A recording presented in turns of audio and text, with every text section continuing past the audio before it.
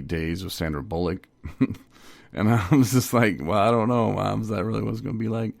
You know, I was worried, and I get there and it was totally different. And so the first time I went, I was more just on edge and not trusting people. And why are you taking me in this van across LA? You know, like, why do we have to do this? And it's all about money. And and you're looking for a way out. Instead of looking for how I can fix myself, I was just looking for a way out.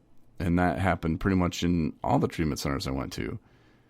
And there's friends and family that will attest, yep, Corey, give him a week and he'll be right back out. And bed bugs, I mean, you name it, and I was screaming it. Oh, the food's horrible, or, you know, like, this guy, I don't know. You name it, like I said, I was yelling it, get me out of here.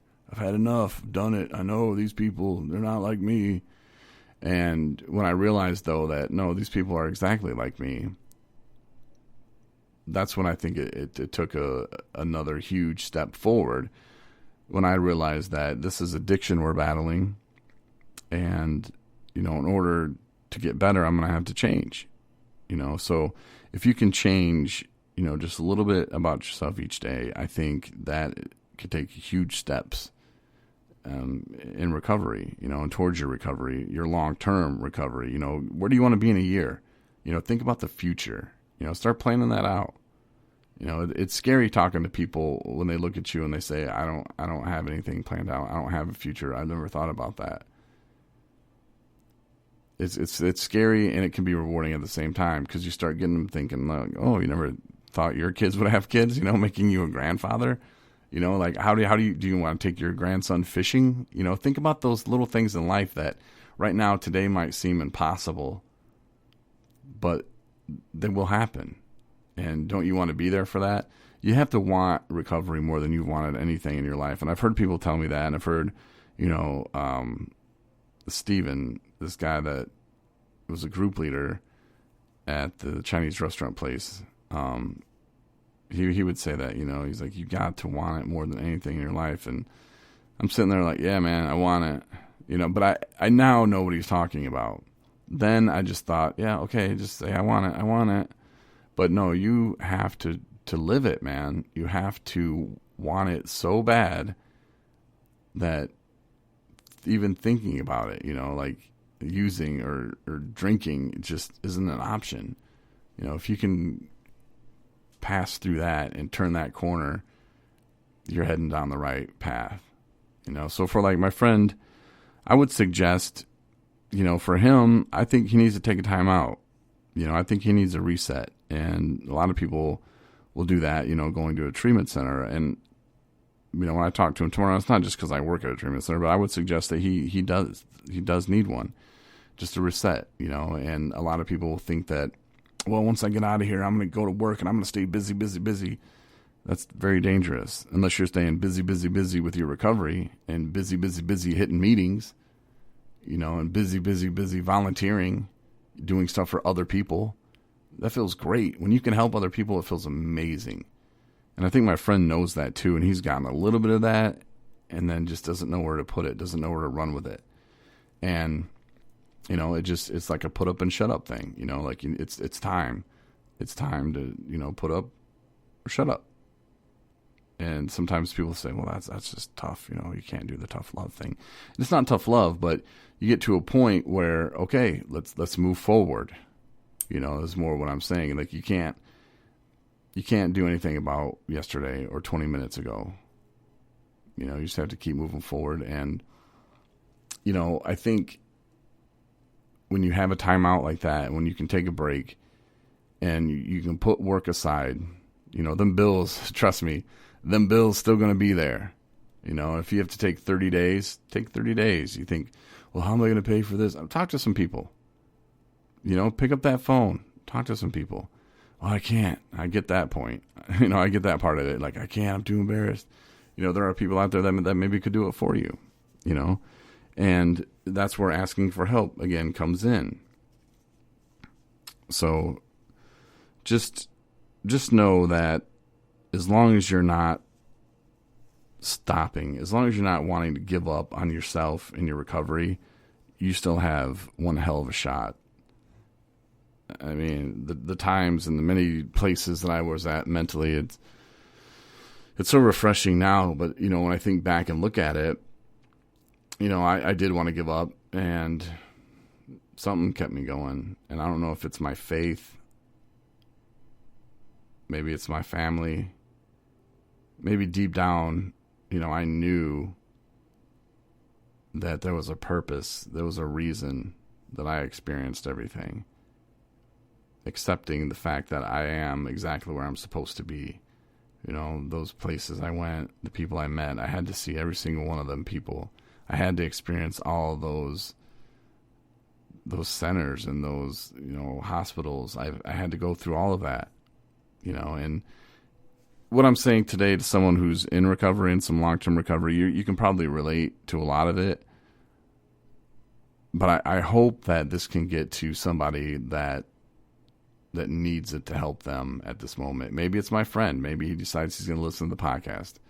You know, and if he's listening, you know, I think a time out and, you know, just kind of reset yourself, man, and do that, you know, by going to a treatment center and start learning some stuff again and learn about yourself. It's not easy to do that sometimes, but you have to do the things you don't want to do. The way you've been doing it, it's not working out. It hasn't been. You know, it's time to give somebody else the keys to the car, let them drive for a little bit, you know. Because until I did that, it was just me fighting myself over and over. And it's a lot easier just to kind of look around and go, okay, yeah, I'll do that. Why am I doing this? Well, it's because I want to. You know, when you go to sober living houses, you know, there's a lot of things you don't want to do. You want to clean a bathroom after 12 dudes? No, but I did it. It's my chore, and I ended up liking it. And then they put me on laundry, and I don't know, I hated that. But it was like, man, send me back to the bathroom. I know it's kind of weird, right?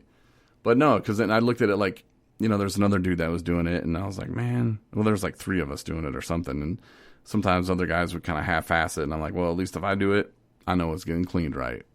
And the other guys probably thought the same thing too, but it was one of those kind of things where I started having pride in it. You know, it's like when I did the bathrooms or when I did the laundry, I wanted to make sure it was done the best that day, you know, and I started having like a sense of pride. And when you accomplish things, you know, the serotonin levels start popping in and, you know, get that dopamine and you feel good when you complete things.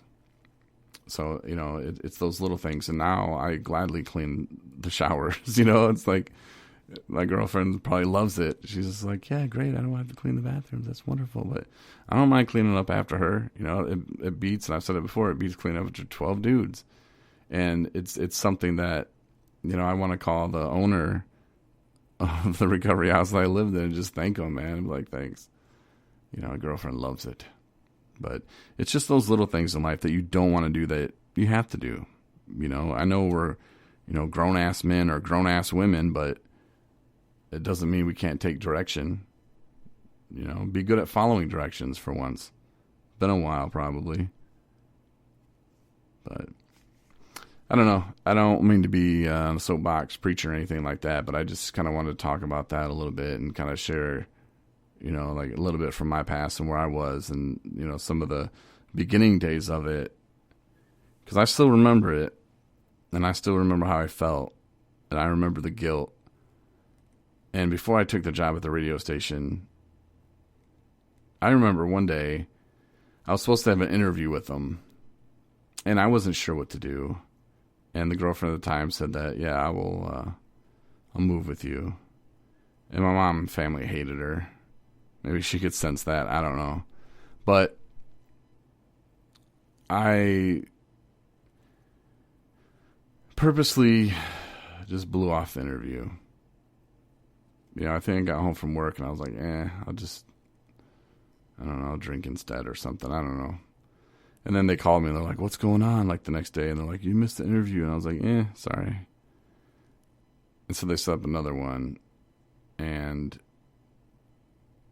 I don't know. It was miserable. But I thought that nobody knew I was drinking again at the time and thought that I could dry out before I actually moved back to Michigan. And that was a tough, hard couple weeks too, you know, trying to detox and then try to move all your stuff, I had to, tell my employer I was leaving, and we always had lunch together. So it was like a lunch. And, if you're an alcoholic, you get the shakes real bad. And I was having the shakes real bad. So here I am at lunch telling the boss, who had just witnessed me almost die, go to rehab, takes all this time off of work, come to him and tell him, hey, I'm quitting and I'm going back home, which he understood. But then, I'm trying not to hold any thing on the table. I'm trying to order food that I can, grab with both hands and firm, like a burger. Because if I picked up a fork, I knew I'd be shaking, and I didn't want him to see that, because what was he going to say? Like, all right, clearly you're not done, and I didn't even know if he knew about alcoholics or if the shakes, I didn't know. So it was very, very embarrassing, really, but I got through it, and I faked it as much as I could, and, moved back home, and I don't know, the rest, I guess, is history. But anyway, yeah, like I was saying, I didn't mean to preach pretty much all night. And sorry if this was a downer episode. I really didn't mean it to be. It just kind of happened how it happened. I really wanted to get a podcast off before midnight. So I appreciate you listening. And for our blogs, all the good stuff from Anna and Marnie and Jay, check out 217recovery.com.